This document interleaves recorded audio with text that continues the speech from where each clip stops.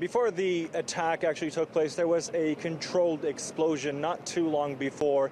Security forces on the ground located or suspected that a vehicle could potentially be carrying explosives. So what they did was they controlled the explosion. But the second one targeted a civilian transport vehicle. It was a bus, and that bus passed by this area where we are right now. We are in front of Afrin's Parliament building. This was a significant time and place when the city was liberated, or when the FSA, Turkey-backed FSA, took control of this area from the YPG terror group.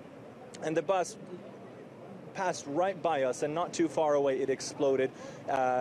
Security sources tell us that there was an IED that was used in this explosion. It was attached to the underside of the bus, which resulted in a number of casualties. But generally speaking, they were quick to clean the scene. They took the wounded to the hospitals and they cleared the road, and life here is continuing as if it didn't happen. Look, everybody knows that there's a war going on in Syria, but regarding security in Afrin, what is the situation like? Who's in charge of security? What is life like for civilians in terms of how they're able to go about their daily lives?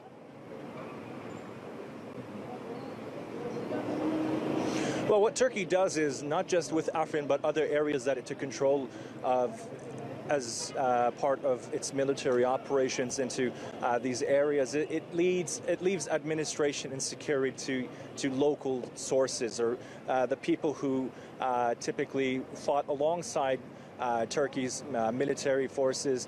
But also Turkey does provide help in doing so. I can see a great number of military vehicles that the FSA uses that were actually provided by the Turkish. But generally speaking, the people, I spoke to a few after these explosions, and I asked them, I said, how does this make you feel? Does it not give you a sense of insecurity? And they told me that these attacks, they do happen from time to time. There's no real way to prevent these attacks, but generally speaking, the security sources are quick to identify vehicles, and we've actually witnessed a few vehicles that had been stopped before the attack took place. But to get a little bit more into the specifics, they said that the sense of security they feel now, despite these attacks, is much better than it used to be under YPG control, because then, they said, the YPG would terrorize, they said, a large number of people, not necessarily by directly attacking them, but other sources also said that they use a form of discrimination to meddle with their daily lives.